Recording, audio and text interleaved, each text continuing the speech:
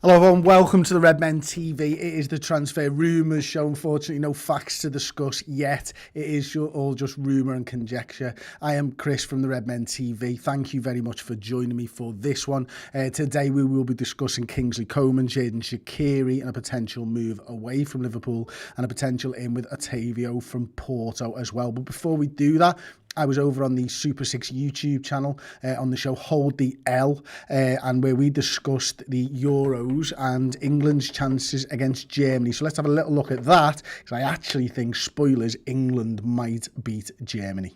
I was surprised to see that all of us put England going through, and I think for three of us it's a bit patriotic, obviously less so for Pajak, but do you think literally and that's what literally wearing a Scottish shirt. Yeah, I was supporting Andy Robbo, mate. Yeah, but Pajak, what if you don't, why do you think England will get past Germany here? Because Germany, I just think they're a better side. Brilliant either. Like, I might not, I've watched the England games, I might not be like a full emotional supporter, but I love football. I love watching football.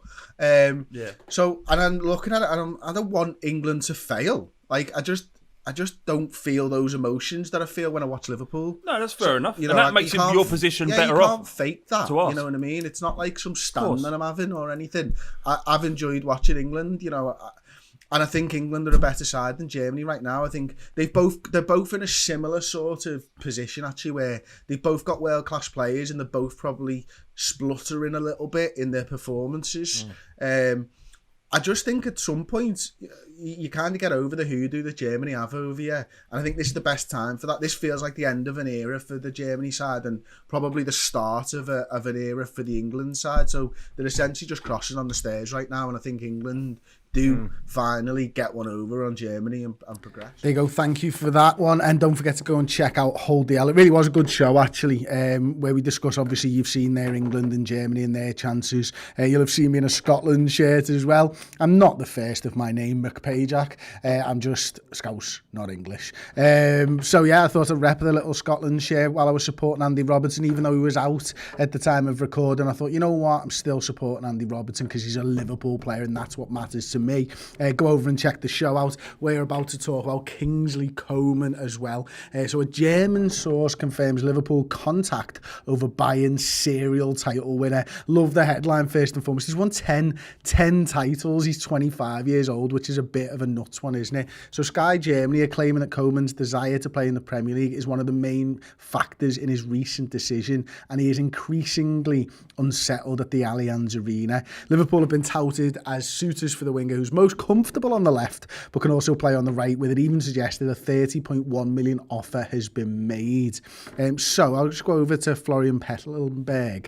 Yeah, easy for you to say, not for me. Update: Coman, yes, LFC is definitely interested in signing him and they are in contact with his management, but right now it's not a hot topic. FC Bayern still want him to extend, especially Nagelsmann, but Kingsley's father forces his departure to England.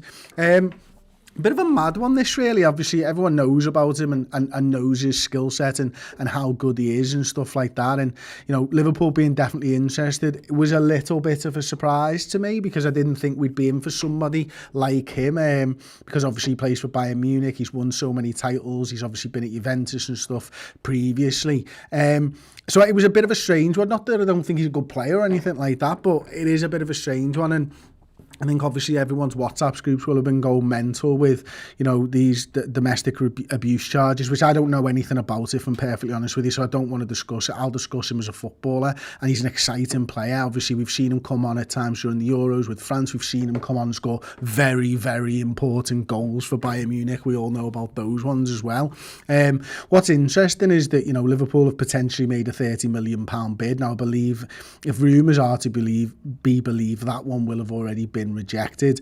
Bayern have claimed to value Coman, whose contract expires in 2023, at £43 million, with it likely that Liverpool would need to sell first in order to finance any deal. Obviously, there's players like Divock Origi, Xherdan Shaqiri, but I think as a footballer, you can understand why Liverpool would be interested, how he would fit into our squad as well. Obviously, him having the ability to play on either side, maybe as a potential backup for Sadio Mane or Mo Salah or Diogo Jota as well. It would just give Liverpool more options, wouldn't it? And that's where it doesn't surprise me. It doesn't surprise me that Liverpool are interested in a versatile forward.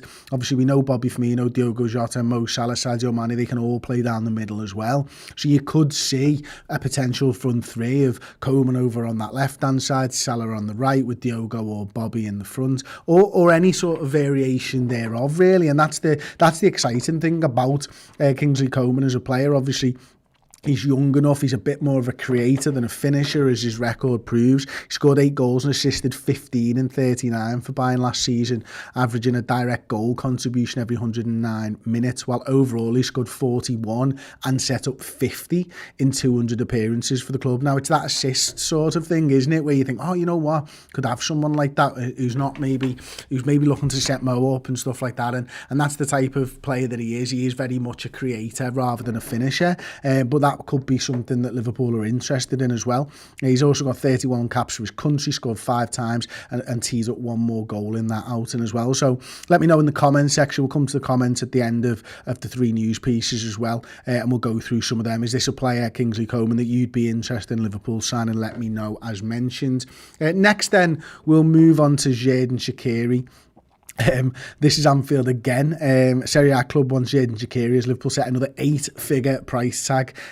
So let's go down then and have a look at this. Price tags have been set for the likes of Phillips, 15 million, Grujic, 15 million, Wilson, 13 million, Williams, 10 million, with Liverpool typically looking for 8 figures for their mid-value squad players. According to the Echo, the same is true of Xherdan Shaqiri, with the Reds looking to at the very least recoup 13 million they paid for Stoke. Obviously, he's had a good Euros as well. That's obviously over now, but you know, I think he's obviously a player that will be, so I can imagine a lot of clubs would be interested. Now, Lazio is the teams that have been being regularly linked with him. They've obviously already built a strong relationship, according to This Is Anfield, with the Reds due to previous deals for Lucas Leiva and Luis Alberto. They cite it could be a good move going to the slower pace Serie A. I think for me, Xherdan's a good player, and you know, you see that when he's playing for Switzerland. We saw that previously before he came to Liverpool. My issue with Xherdan Shaqiri and Liverpool is I don't think we ever played a system that really suited him or got the best of him. When you see him, his skill set's good. He maybe isn't the hard worker that Liverpool have become accustomed to under Jurgen Klopp, but that's just the type of player that he is. I don't think you're going to change him at the age that he is now, obviously 29 years old and stuff. But Lazio being interested doesn't surprise me. Other teams that have been rumoured, Roma, Moscow, Sevilla and Newcastle have all been credited with an interest in Shaqiri. So these teams, that very good teams as well. Again, Roma, Sevilla, we know all about. Newcastle, Moscow. You can totally understand him maybe not wanting to go, but you can understand them wanting to go for him, and maybe he liked it. Maybe he liked being a big fish in a small pond. I mean, he's won trophies wherever he's been, albeit as generally speaking a squad player.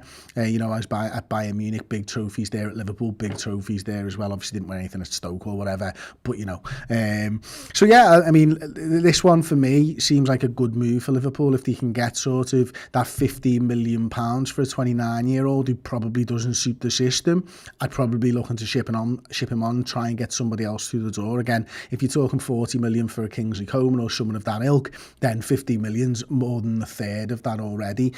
So maybe you only need to shift out an Origi, a Minamino, and you've probably got the money there for someone like Kingsley Coman. So let me know in the comment section, of course, what you think of that one. Would you like to see him stick around again, being that squad player, or do you think maybe cash your chips in and see what you can get with that money? And whatever else Liverpool decide to recoup.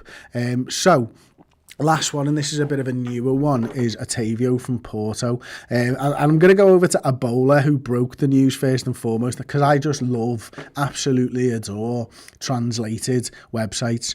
Otavio's departure may be imminent after Liverpool have advanced forcefully to hire the FC Porto midfielder at the express request of Jurgen Klopp, a confessed lover of the Portuguese Brazilians' footballing qualities, and who may fill the vacancy left open in the Liverpool squad after the departure of the Dutchman Wijnaldum, who in the meantime signed for the French side, Paris Saint-Germain. Bola knows that there are already negotiations between Porto and Liverpool, but the Dragons refer to the footballer's termination option clause whose price is €40 million until Wednesday, June the 30th, but which later returns to the initial €60 million. So, translated into normal speak, he's got a release clause of €40 million, which runs out in 2 days' time on the 30th of June. Then it goes up to €60 million.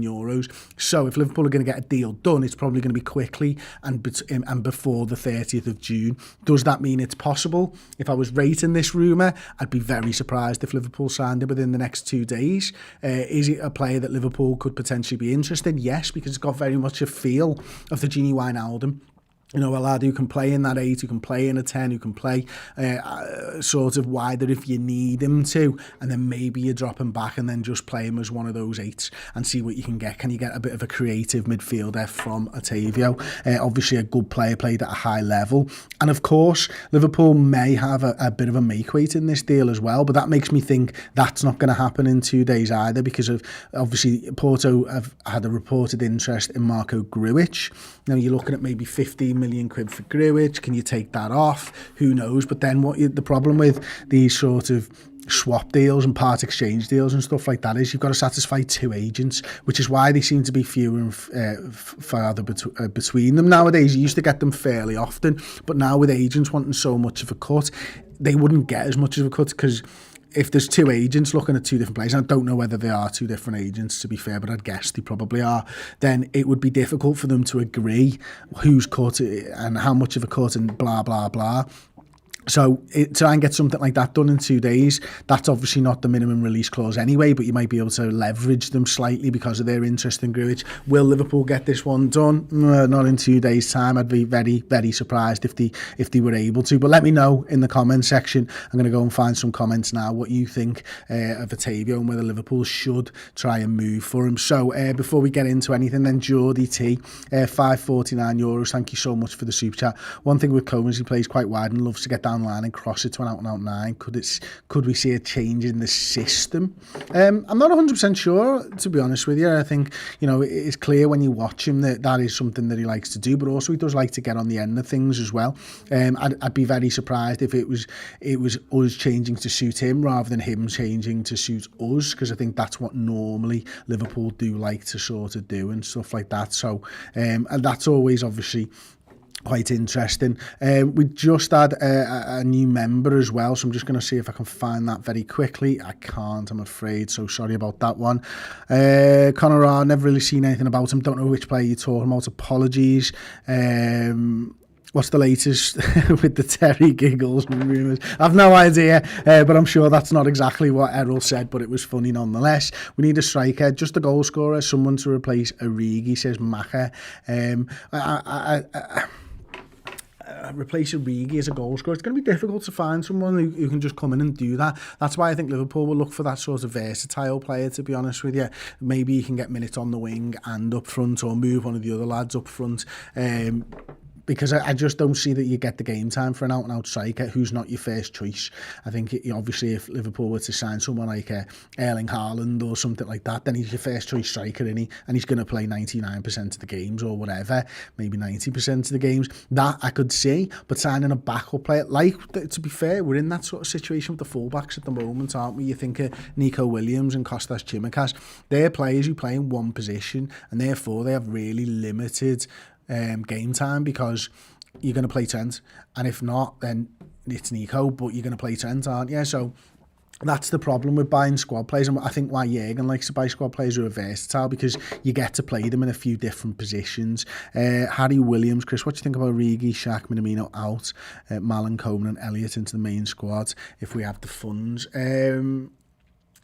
Well, I'll talk about the outs, because Elliott, I think, is going to go into the main squad regardless. Origi, Shaq and Minamino wouldn't surprise me, although it sounds like what's coming out of the club and the journalists close to the club at the moment, that Origi, maybe he'll be on his way. Shaqiri and Minamino, I think they'll like to run the rule over, and if there's an offer and they want to leave, I think they wouldn't stand in the way for those players, but I don't think they're going to go out there and try and sort of sell them somewhere else, whereas I do think they probably are going to try and sell Origi regardless. Then obviously it's about who you're going to bring in and stuff like that, and whether they've got the money. I think, you know, for all the talk of transfers and players that have been linked with Liverpool, we haven't really had a figure that I've seen anyway, you might have, of what Liverpool have got to spend without selling players. So I imagine that Liverpool are going to have to sell to buy. I think it's something that, you know, FSG have always kind of done at Liverpool, whether you agree with it or disagree with it. And so for me, it's kind of like, I don't think there's money in the bank where we can just spend it and then try and recoup.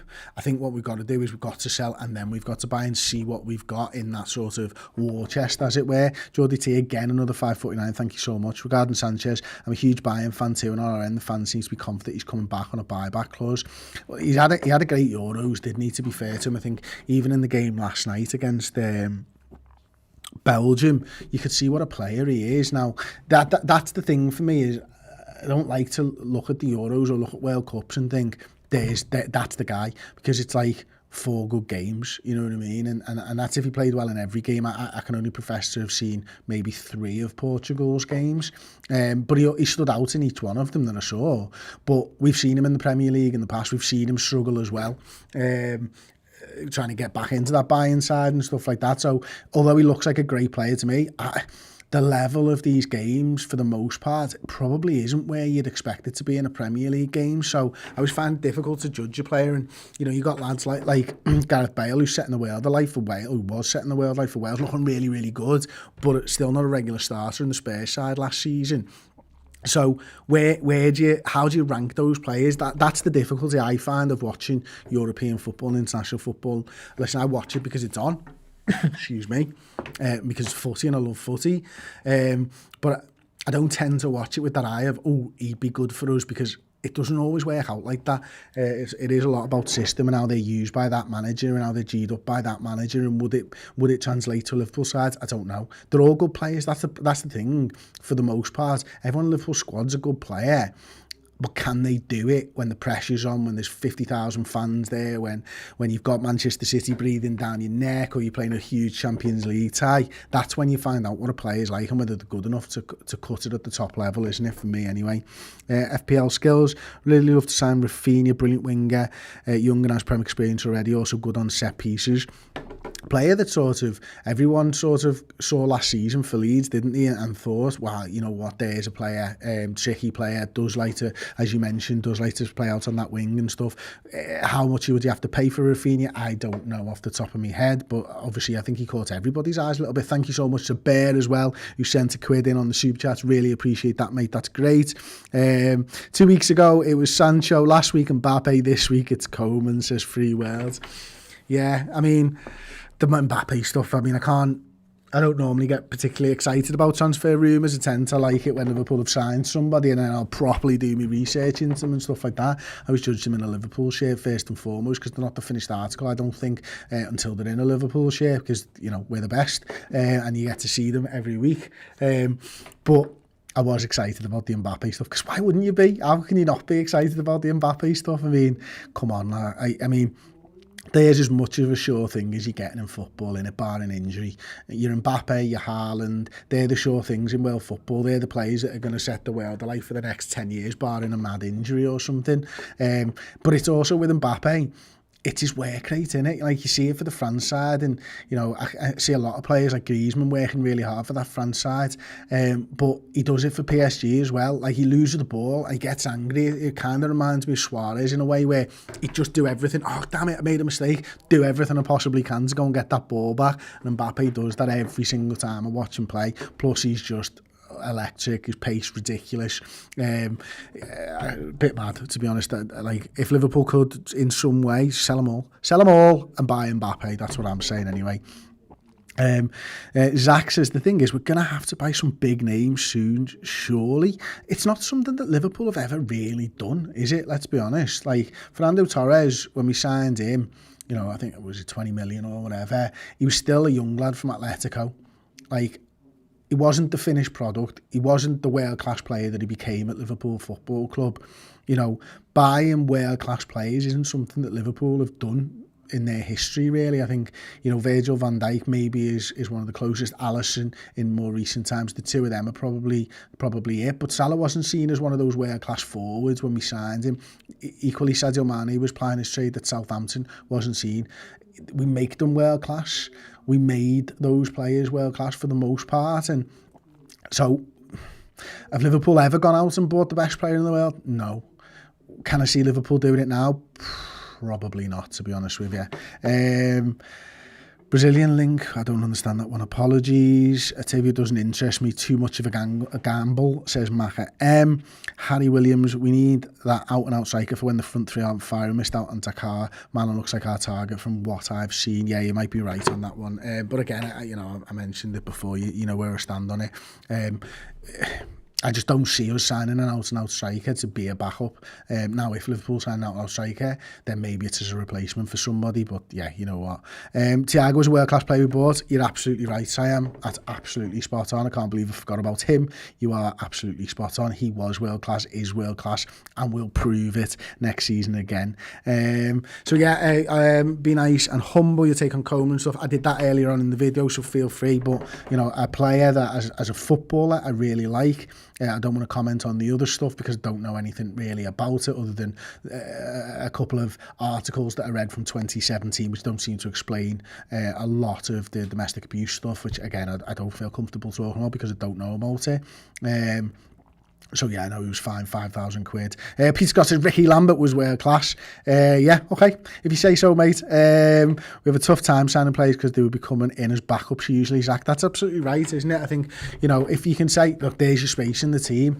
I think I'm just excited to see Liverpool again, you know, and for me, that's the Liverpool from 2 years ago. I mean, you know, we saw them at the back end of last season, of course we did, on that run to third place in the league. But, you know, what happens when we get a full stadium? What happens when we get Virgil van Dijk in the sides again? What does that mean? Because we were telling ourselves, I was telling myself, look, we're going to be better when Virgil comes back and all that type of stuff. And we also spoke about, you know, what Virgil meant for the midfield and the attackers and everything else. I just want us to come out the gates fast, get loads of goals, start seeing the front three that we know and love. Because they're not bad players, they're still great players, and they can still do it in a Liverpool shirt. You know, does the squad need a little bit here and there? Yeah, absolutely, it needs a little bit here and there. Do the rumours mean anything? Not now, not to me anyway. I get excited when Liverpool sign players or when it's really sort of concrete, and none of these things that I've talked about today are concrete as such. So for now, I'll look forward to when Liverpool actually sign a player. But there you go. Thank you very much for joining me for this one. Thank you for everyone who's commented and super chatted. You're absolute superstars. That has been our Transfer Rumours Roundup. I've been Chris Pajak. This has been the Redmen TV, and we'll see you all soon. Ta-ra.